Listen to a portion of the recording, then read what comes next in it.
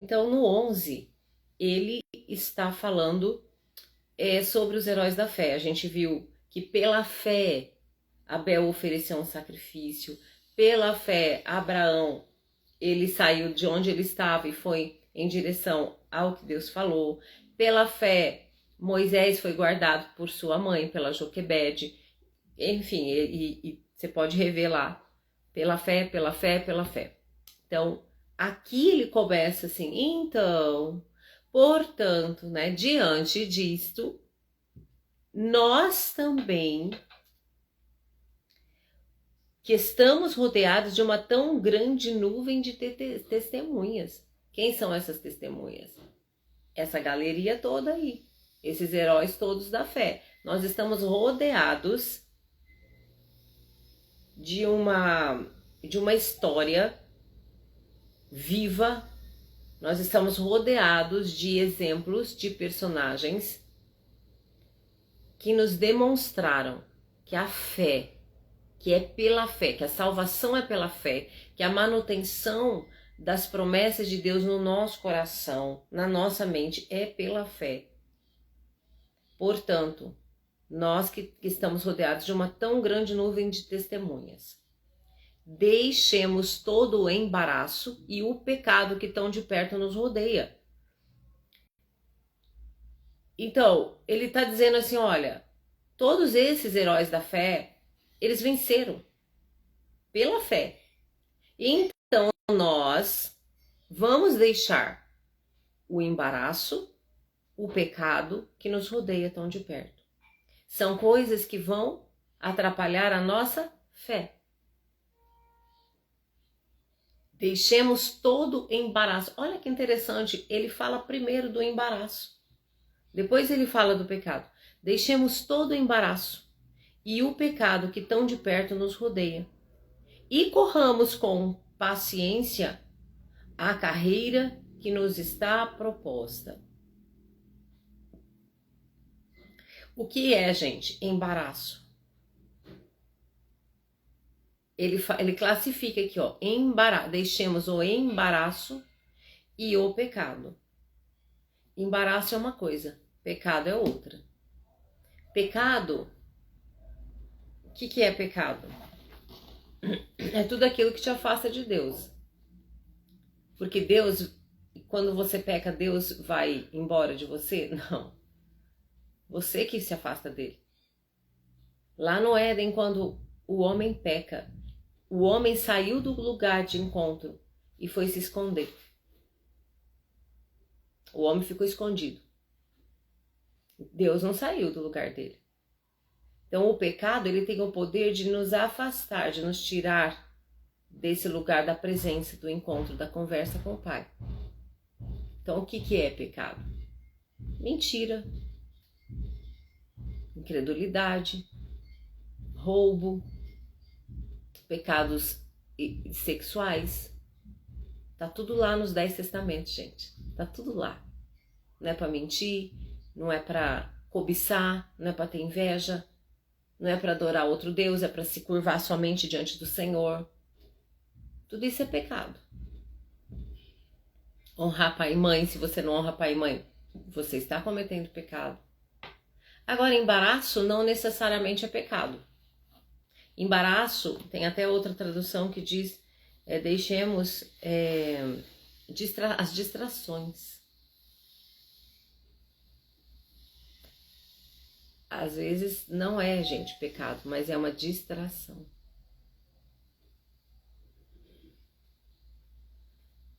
Por exemplo, às vezes coisas que atrapalham você, de você ter uma... Ai, mãe, obrigada. Peraí, gente.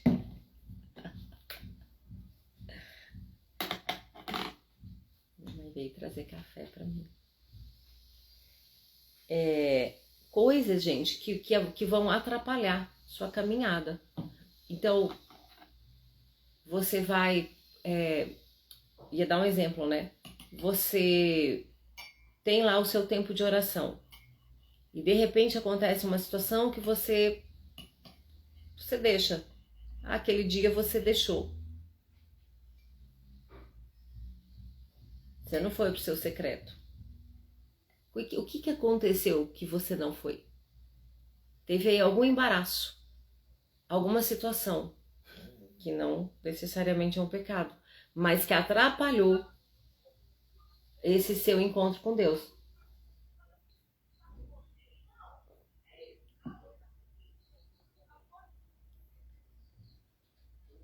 Propósito, fecha aí o seu microfone, por gentileza. Propósito. O pecado nos afasta de Deus. Pega isso aqui, gente, ó. Você se afasta de Deus quando você peca. Existe um constrangimento natural em nós. Porque a gente sabe qual é a verdade. A gente conhece e a gente sabe quando nós pecamos. Então esse constrangimento natural, ele nos afasta do Senhor. E o próprio diabo também fica colocando a culpa. E aí a gente fala, ai. Aí vem um monte de coisa, né? Que eu não vou entrar nisso agora, os motivos que a gente pensa. O embaraço, ele te afasta do propósito. O pecado te afasta do Senhor. O embaraço te afasta do propósito.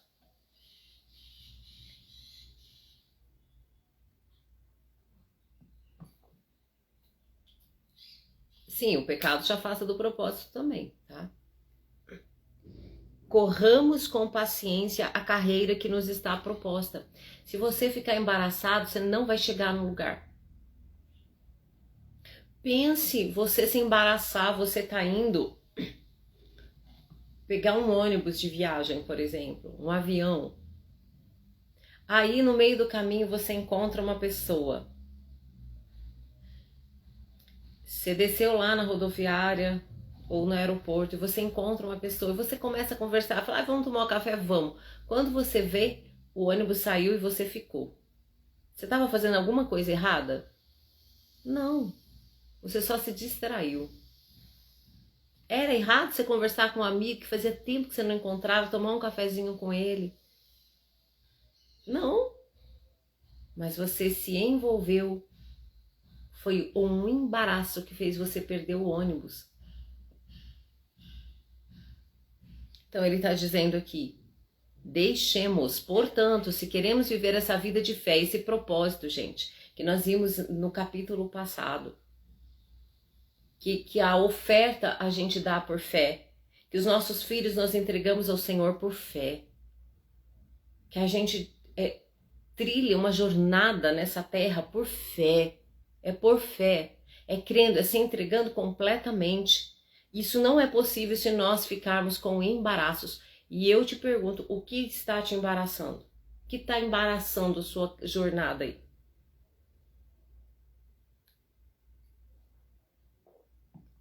Muitas vezes são coisas que nós inventamos. A gente inventa coisas que são embaraços, sabe? Ele está falando, deixemos. Vamos deixar. Porque pode atrapalhar. Tem uma história da Sunamita que está lá em Reis, Segunda Reis, capítulo 4.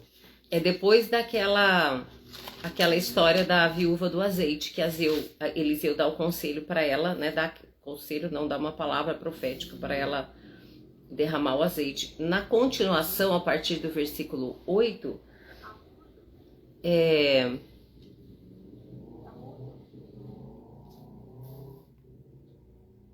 eu tô muda? Vocês não estão me ouvindo? Tá normal. Tá normal? Quem falou tá mudo? Tudo bem, gente? Tá. Então vamos lá. Então, a partir do versículo 8 do capítulo 4 de Segunda Reis, tem a história da Sunamita. Quem era a Sunamita?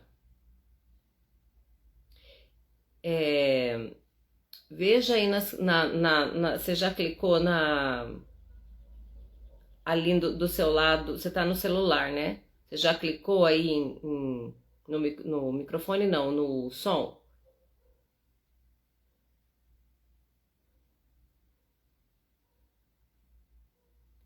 Veja, tá ouvindo agora?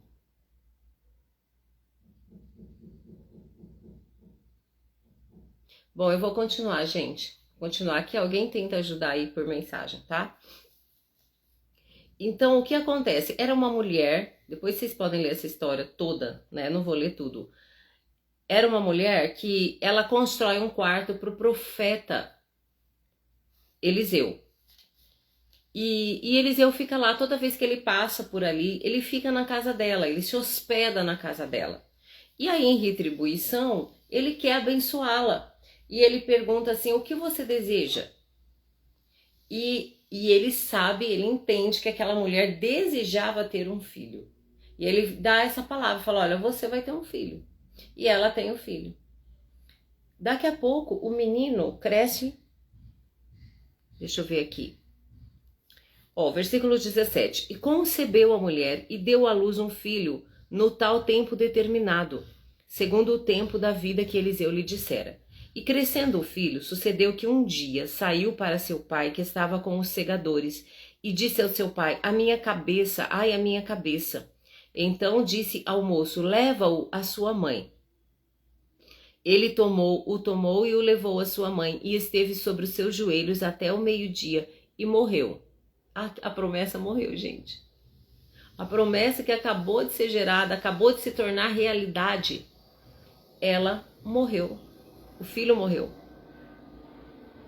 E subiu ela e o deitou sobre a cama do homem de Deus. E fechou sobre ele a porta e saiu.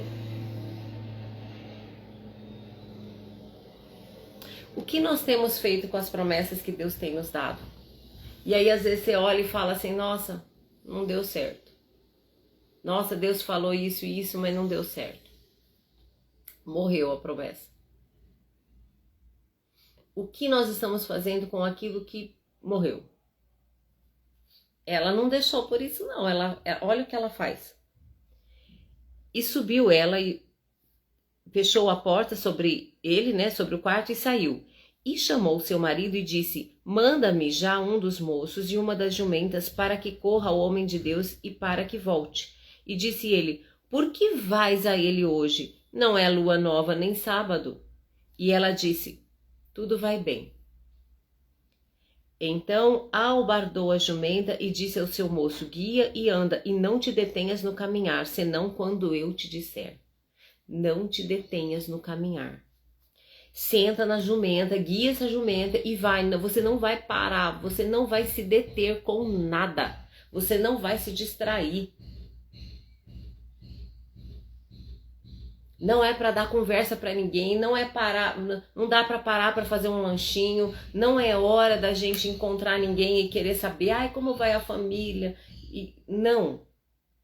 Por quê? Porque havia uma urgência. Tinha uma pessoa, um filho que morreu. E muitas vezes nós temos urgências a tratar na nossa vida e não podemos gastar do nosso tempo, nós não podemos parar. Não podemos falar para a jumenta, para um pouquinho aí.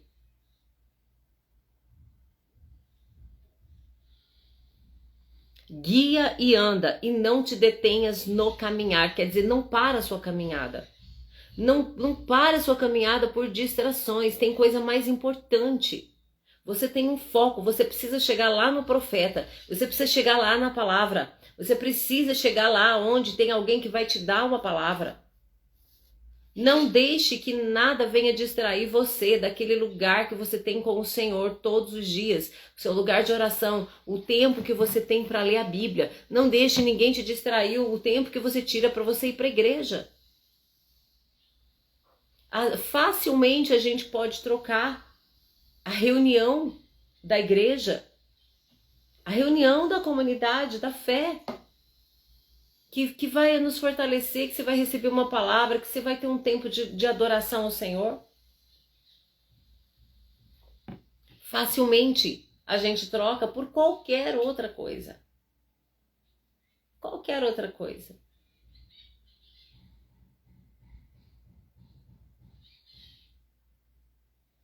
Ah, o meu tempo hoje, o meu culto hoje vai ser descansar na minha casa. Meu culto hoje vai ser diferente. Quando a Bíblia fala, não deixeis de congregar, porque ali, no meio do povo de Deus, tem o Senhor agindo. Você é fortalecido. É junto com o outro que você cresce. Então, facilmente a gente se distrai. Facilmente você troca o tempo de leitura bíblica, você se propõe. Vocês podem analisar, gente. Você fez um propósito, não, agora eu vou aumentar o meu tempo de leitura bíblica, eu vou ler meia hora todo dia. Ou às vezes você nem põe um tempo, você fala, todo dia eu vou ler a Bíblia, que eu não estava lendo. Começa a acontecer coisas para te atrapalhar, para você não ler. Às vezes você fica doente, às vezes é um que chama, aí chega uma visita na sua casa. Tudo acontece. Mas essa mulher, ela não permitiu, olha, eu não tenho tempo. Ela falou pro marido assim, tá tudo bem. Ela falou pro servo dela, falou, não pare, não detenhas, vai, até que eu fale para você parar. Ela tinha, gente, bem definido o propósito dela, porque o filho estava morto, ela não tinha tempo para perder com qualquer outra coisa. Partiu ela, pois, e veio ao homem de Deus, ao Monte Carmelo, e sucedeu que, vendo-a, o homem de Deus de longe, disse a Gease, seu moço, eis aí a sunamita. Agora corre ao encontro dela e diz-lhe, vai bem contigo? Vai bem com teu marido? Vai bem com teu filho? E ela disse, vai bem. Ela nem deu conversa. Ela não queria falar com o moço de Eliseu, ela queria falar com o profeta, porque veio dele a palavra. Chegando ela, pois, ao homem de Deus, ao monte, pegou nos seus pés, mas chegou Gease para a retirar. Disse, porém, o homem de Deus, deixa, porque a sua alma nela está triste de amargura, e o Senhor me encobriu e não me manifestou. E disse ela, eu pedi ao Senhor algum filho? Não disse eu, não me enganes. E ele disse a Gease, cinge os teus lombos e toma o meu bordão, a tua mão e vai. Se encontrares alguém, não o saúdes, e se alguém te saudar, não lhe respondas, e põe o meu bordão sobre o rosto do menino. Há momentos na nossa vida que existe urgência. Existe uma urgência. Não é que está errado você parar. Olha o que ele diz aqui. Cinge teus lombos, se encontrares alguém, nem saúda ninguém. Não olha para nada que está acontecendo. Você vai direto lá onde está o menino e você vai pôr o meu bordão sobre o rosto do menino. É urgente. Há situações na nossa vida que são urgentes, não dá tempo da gente ficar com conversinha. Não dá tempo de ficar com muito passeio, sabe? Com muita coisa que não vai trazer a vida de volta. E Geazi passou adiante deles e pôs o bordão sobre o rosto do menino. Porém, não havia nele voz nem sentido. E voltou a encontrar-se com ele e lhe trouxe o aviso dizendo, não despertou o menino.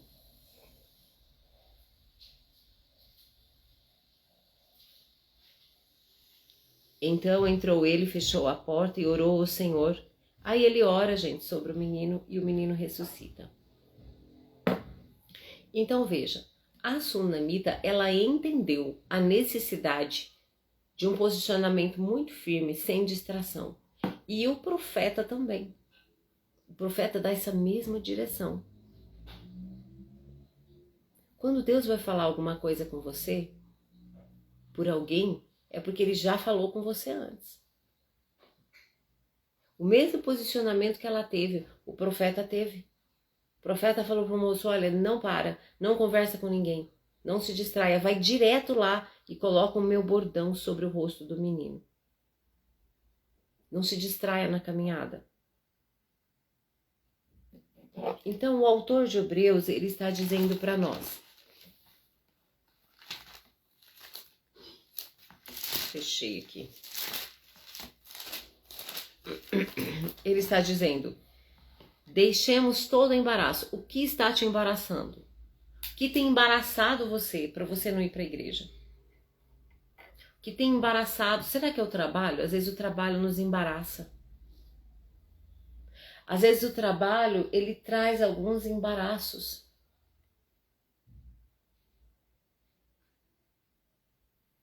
Será que é uma pessoa? Às vezes uma pessoa, ela fica embaraçando a gente.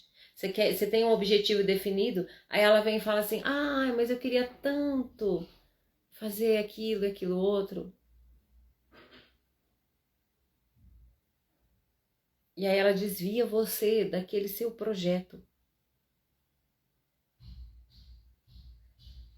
Você tem vou dar um exemplo, né? Você tem uma conferência para ir, você tem um seminário para fazer, alguma coisa assim. E aí chega alguém e fala assim: ah, não, mas vamos para outro lugar. Porque lá é melhor, olha, lá é mais barato. Aí a gente pode dividir, não sei o quê. E você se envolve naquele embaraço e perde o seu foco do propósito que você tinha no seu coração. E o pecado, né, gente? Porque aí o pecado, ele vem com tudo mesmo. Ele vai te tirar mesmo do propósito, ele vai te trazer atraso demais. E dá um trabalho. O pecado dá muito trabalho. Porque aí a gente precisa passar um processo, e às vezes a gente não quer se humilhar. Ai, vem um monte de coisa. E às vezes você tem consequências. Aí você, sabe? Então, o pecado não vale a pena, em hipótese alguma. Não vale a pena. Então, o que o Senhor quer falar com a gente? Deixemos o embaraço. Tudo aquilo que não é essencial neste momento na sua vida, deixe, para que você possa viver uma vida de fé. A vida de fé, ela não é uma vida onde você se embaraça aqui, se embaraça ali. Não é. A vida de fé é uma vida que você tem um foco. Você não pode ficar perdendo tempo com coisas que... A gente confunde um pouco, eu acho, assim, que descanso com perder tempo.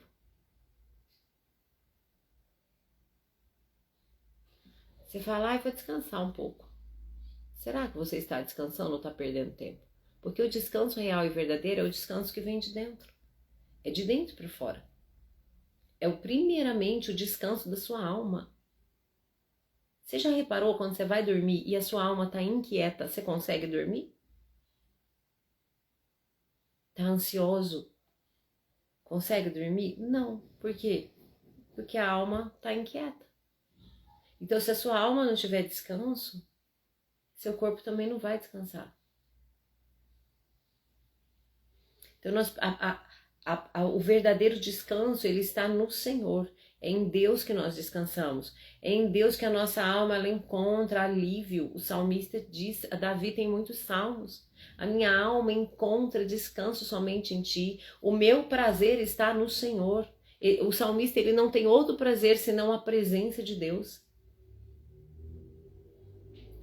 Então, às vezes a gente confunde.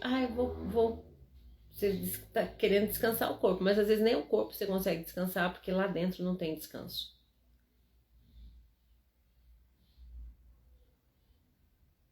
Não é assim? Então, o seu corpo só consegue descansar quando a sua alma tem paz.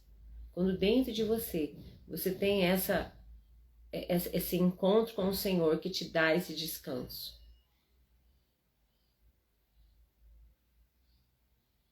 Aí no 2, pode continuar aí, Aparecida, o versículo 2.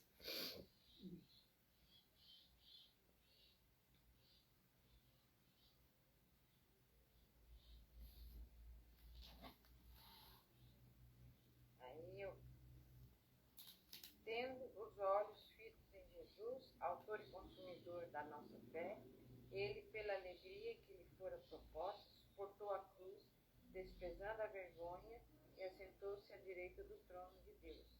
Pense bem naquele que suportou tal oposição dos pecadores contra si mesmo, para que vocês não se cansem nem desanimem. Na luta contra o pecado, vocês ainda não resistiram. Aí, tá bom. Então veja, será que se a gente deixar o embaraço e o pecado já tá ok? Tem mais algo aqui que ele tá falando. E essa tradução da Aparecida é legal porque ela traz a palavra fitando os olhos, fitar. O que é fitar? É você olhar firme, é você não tirar o olhar daquele ponto que você está olhando. Eu não sei se vocês já fizeram atividades físicas que você vai de repente ficar numa posição que você precisa ter equilíbrio no seu corpo. Por exemplo, ficar de um pé só. O que você tem que fazer? O que é importante? O seu olhar. Você foca num ponto, né? Se concentra para tentar ficar de um pé só. Sem cair, sem titubear, sem balançar. É assim que nós vivemos, gente. É assim que nós precisamos viver. Fitar os olhos em Jesus, porque Ele é o nosso equilíbrio. Ele é quem nos dá a condição da gente ficar em pé, ainda que alguma coisa de errado esteja acontecendo. Ainda que uma perna esteja manca. Ainda que alguém na sua casa não esteja tão bem. Mas você olhando para Jesus, você se mantém firme. Eu tive uma experiência muito poderosa com isso. Uma vez. Que eu estava numa situação assim tão angustiante. De tanta angústia. E o Senhor me deu essa palavra. Olha para mim. Não tira o seu olhar de mim. E eu ficava, né? E eu chorava. Eu falava, não, Senhor, eu tô olhando para o Senhor. E aí eu queria me deixar levar por aquela tristeza. E eu tô olhando para o Senhor. Fitar os olhos em Jesus. Fitar os olhos em Jesus. Por quê? Olha, autor, porque ele é o autor da fé. Ele é o autor e o consumador da fé. Então, se nós precisamos de fé nessa caminhada, para quem nós vamos olhar? É para Jesus. O momento que a gente tirar os olhos dele, nós vamos enfraquecer. Ele diz no 3, para que não enfraqueçais, desfalecendo em vossos ânimos. O que aconteceu com Pedro quando ele vai caminhar por cima do mar? O que diz o texto lá? Que quando ele olhou para as ondas, ele começou a afundar. Então, o olhar para as ondas minou, comprometeu a fé de Pedro. Porque é pela fé que nós vivemos. É pela fé que a gente anda sobre as circunstâncias. A nossa vida, a nossa caminhada, ela tem que ser, existe um sob e um sobre. Sob, S-O-B. Sobre, S-O-B-R-E. Sob é sob a mão do Senhor. É sob a direção do Senhor. Eu estou aqui, e o Senhor está aqui.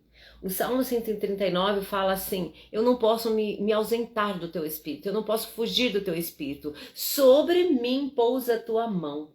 Sobre mim. Tu estás ao meu redor e sobre mim pousa a tua mão. Eu não posso me ausentar disso. Se a gente se ausentar desse sob, né, de estar sob é estar embaixo. Sobre é a mão que está aqui, sobre mim. E sob eu que estou debaixo da mão do Senhor. Se eu me ausentar dessa cobertura aqui do Senhor, dessa mão poderosa, o que vai acontecer comigo?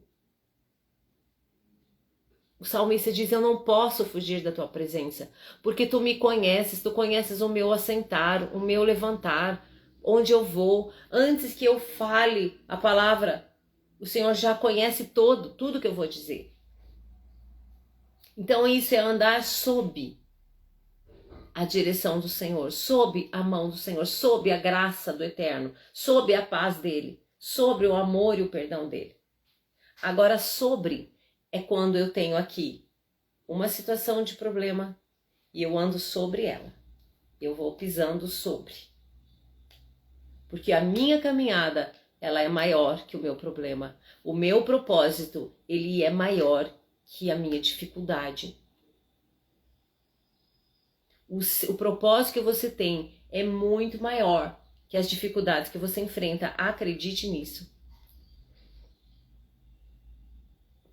O propósito que Deus te deu é maior que as dificuldades que você tem enfrentado.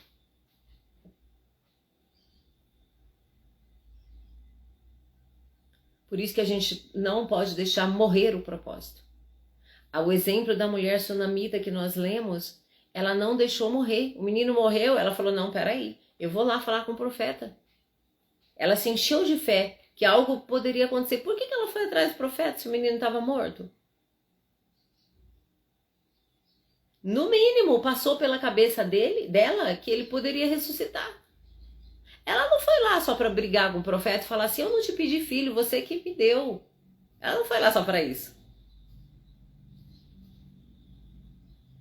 Havia uma fé no coração daquela mulher de que algo poderia acontecer.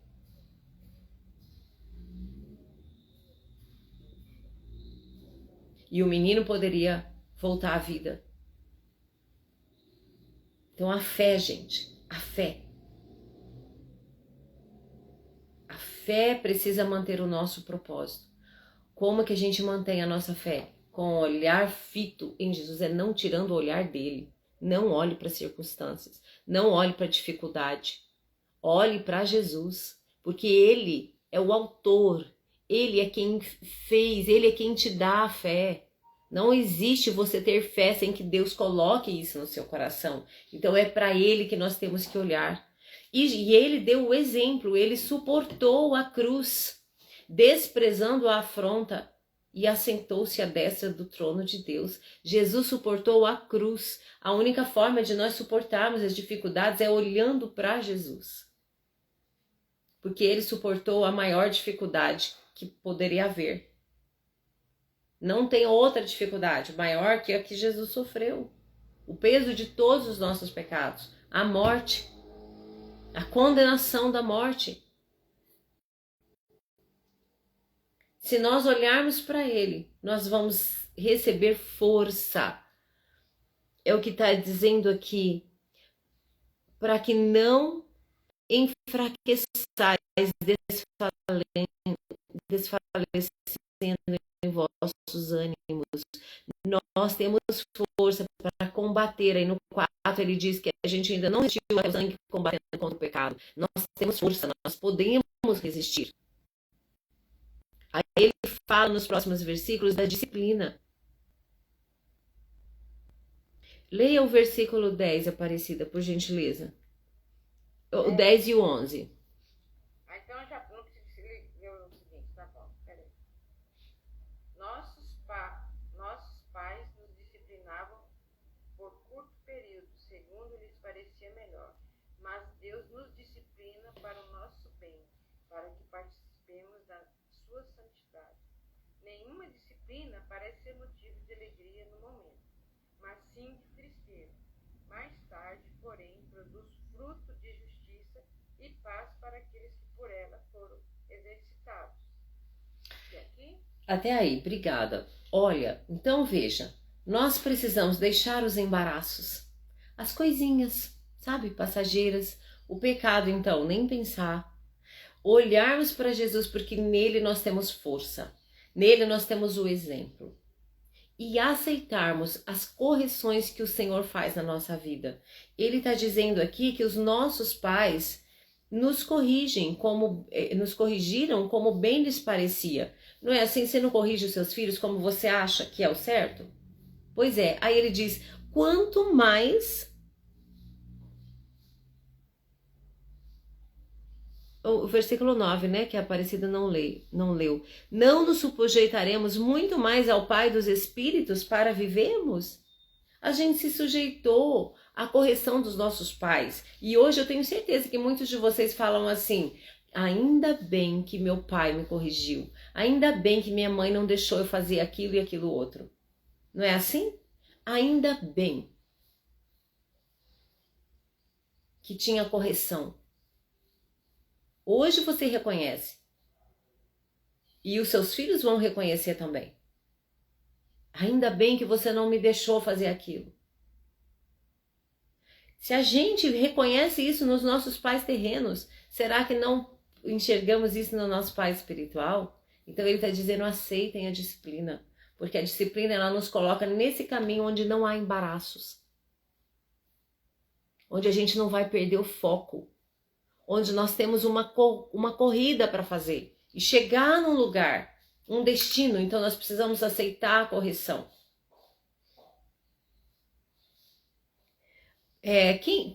Pode continuar. Quem gostaria de continuar mais alguns versículos?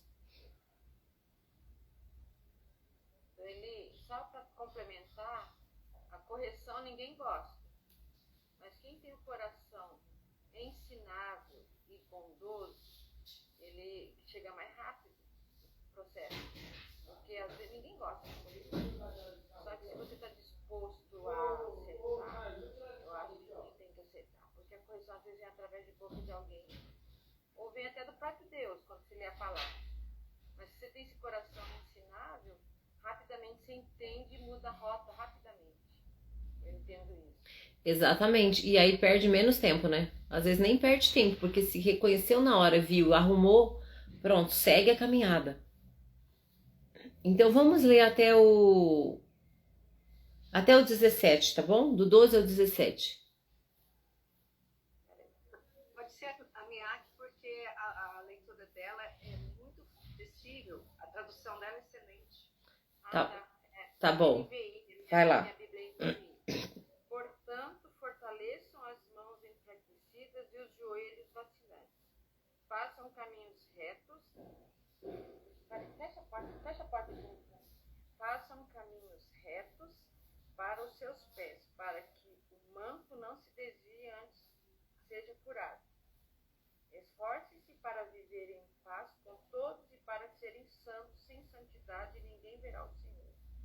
Cuidem de que ninguém se exclua da graça de Deus, que nenhuma raiz de amargura brote e cause perturbação, contaminando muitos. Que não haja nenhum imoral ou profano como Esaú, que por uma única refeição vendeu os seus direitos de herança como filho mais velho.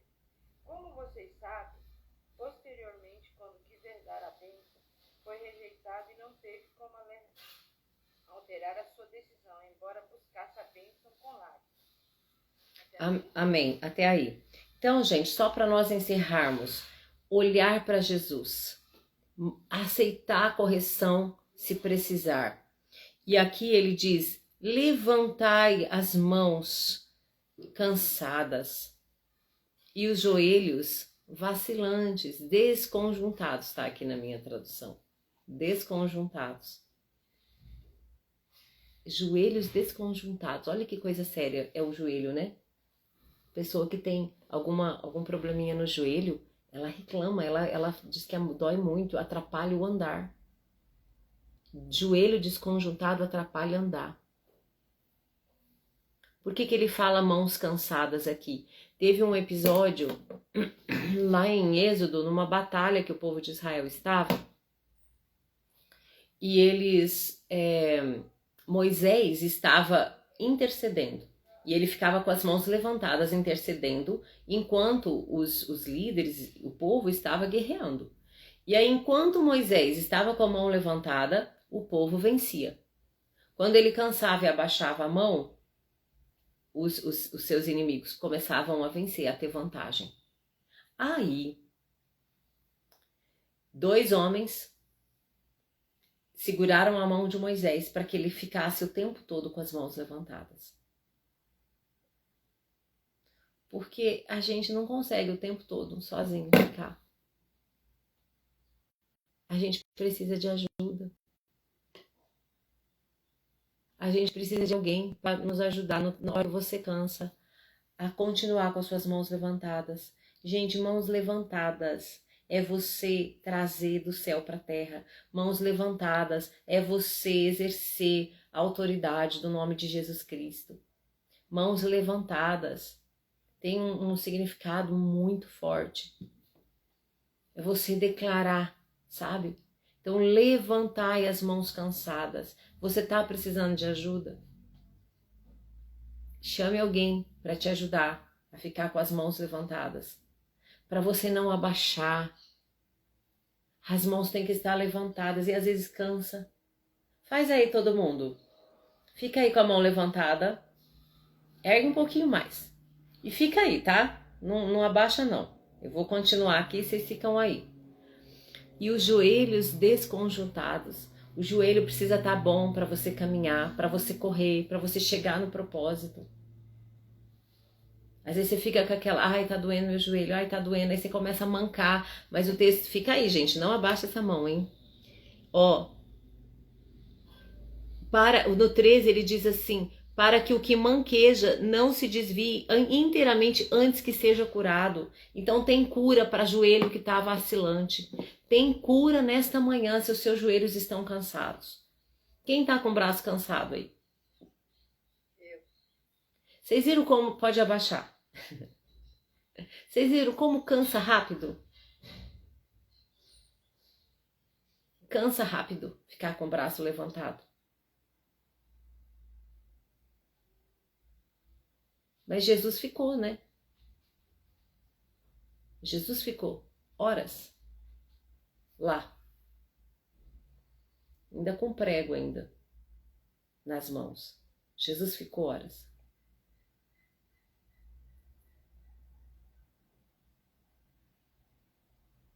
Jesus, quando estava carregando a cruz, veio uma pessoa para ajudar, porque ele não aguentava mais carregar. Olha a fraqueza diante do peso do pecado, diante de toda aquela afronta. Então nós também precisamos de ajuda. Se você precisa de ajuda, chame alguém. Fale assim, me ajuda a segurar as minhas mãos. Não desista de erguer suas mãos e declarar. Não desista de declarar sobre a sua família. Não desista de fazer decretos sobre a sua casa. Não desista de erguer suas mãos para levantar aos céus e adorar ao Senhor e louvar a Deus.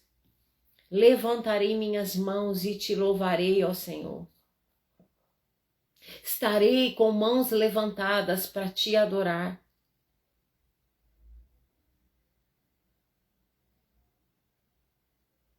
Tem um salmo que fala assim que o Senhor, Ele prepara as minhas mãos para a batalha.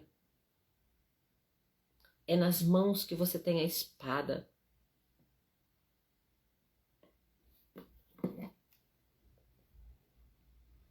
E o que manqueja não se desvia inteiramente. Joelhos cansados. Joelhos cansados. O Senhor tem cura nessa manhã para os seus joelhos cansados. A pessoa que tem joelho com problema, que está cansado, ela não consegue, às vezes ela caminha com dificuldade, né, manquejando, mas ela não consegue correr. Ela não consegue fazer muitos movimentos, vai fazer uma atividade física e às vezes ela tem algumas coisas que ela não consegue fazer. Às vezes ela só quer ficar sentada, porque dói. Mas olha, fortalecei os joelhos cansados. Fortaleçam seus joelhos. Fortaleça seus joelhos espirituais nesta manhã, em nome de Jesus. Sabe onde você fortalece? É em oração. É em oração, gente. E depois aqui o 16 e o 17, ele fala de Esaú. Ninguém seja fornicário ou profano. Fornicário tem a ver, gente, a tradução é tudo que é imoralidade sexual, tudo que é errado nessa parte. Fornicário ou profano. Profano é você tratar como algo assim, algo comum, aquilo que é sagrado. Algo comum, aquilo que Deus te deu. E Esaú, ele agiu dessa forma. Ele tratou como comum a sua primogenitura. Ele não deu valor. Ele não viu que aquilo era especial. Que aquilo era uma bênção. No 17 diz que, querendo ele ainda depois herdar a bênção, foi rejeitado. A primogenitura sobre a vida de Esaú era uma bênção. E, no entanto, ele tratou como algo trivial, como algo qualquer. Então, ele foi uma pessoa que agiu como um fornicador. Ele não valorizou. Ele trocou algo espiritual por algo terreno, algo eterno por algo passageiro. A primogenitura, o direito da primogenitura que estava sobre ele trocou por um prato de comida, pelo seu estômago. Esaú não passou nesse teste que o Senhor Jesus passou lá no deserto.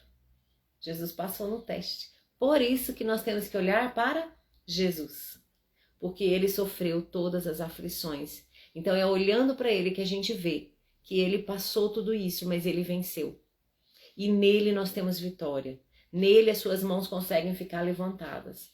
Nele os seus joelhos são curados e você não vai andar mais manco. Em nome de Jesus. Então nós vamos orar. E se você está nessa situação, se você está cheio de embaraços, coloque isso diante do Senhor. Se você está com seus joelhos cansados, que nesta manhã o Senhor traga cura para você. Que você encontre esse verdadeiro descanso que vem de dentro, né? Vem lá do profundo do seu ser, para que o seu corpo possa verdadeiramente descansar. Então vamos fazer uma oração agora. Senhor, obrigado por esta palavra, Pai.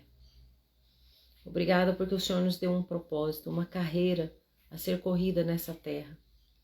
E nós recebemos essa orientação nesta manhã para deixarmos todo o embaraço, tudo aquilo que nos atrapalha, o pecado, e que tenhamos os nossos olhos fixados no Senhor Jesus, que é o autor e consumador da nossa fé, para que a nossa fé não seja abalada, para que nós possamos continuar a caminhada não como mancos, mas como fortes, cheios da coragem do Senhor, cheio do poder do Espírito Santo de Deus, assim como o Senhor Jesus venceu. E a nossa força está nisto, em olhar para Jesus. Pai, nos ajuda. Mostra para cada um de nós o que tem sido embaraço na nossa vida, o que tem nos feito andar como mancos, o que tem nos feito andar devagar, quando o Senhor diz que nós temos uma corrida proposta. Senhor, muitas vezes nós temos confundido a corrida com tantas atividades, mas nós entendemos nessa manhã que nós não podemos trocar o nosso lugar de oração, o nosso lugar de buscar o Senhor, o nosso secreto com o Senhor diariamente, por distrações, por qualquer outra coisa que possa parecer que seja descanso, que possa parecer que está nos ajudando. Nos dá, Senhor, essa percepção, a percepção correta, o olhar correto, para nós podermos discernir aquilo que é embaraço na nossa vida e podemos deixar e seguimos para o propósito. Como nós vimos no exemplo dessa mulher, Senhor, a sunamita, que ela não se distraiu pelo caminho, mas ela foi direto ao profeta. Ela não se distraiu com conversas, com explicações, mas ela foi direto porque alguém estava morto. E quantas vezes, Pai, tem pessoas mortas, pessoas com dificuldades, esperando que a gente corra com fé, esperando que a gente não desanime, esperando, Senhor, que a nossa fé esteja em atividade, esperando que a gente esteja olhando fixamente para o Senhor, para que a gente não venha a titubear na nossa fé. Ajuda-nos, Senhor, a chegarmos naquilo que o Senhor colocou para as nossas vidas. Que o Senhor traga cura para cada um nesta manhã. Cura o interior, cura os joelhos cansados, Senhor. Fortalece as mãos para que fiquem erguidas. Coloca pessoas ao lado para ajudar a manter essas mãos erguidas, Senhor. Ó Deus, nós precisamos do Senhor. Nós queremos estar sob a Tua direção. Nós queremos andar debaixo da Tua boa mão em todo o tempo. Nós queremos andar debaixo da nuvem. Nós não queremos ficar parados quando a nuvem está andando e nem andando quando a nuvem para. Ensina-nos, ajuda-nos, Senhor. No nome de Jesus, Pai. Obrigada, Senhor. Amém. Amém, gente.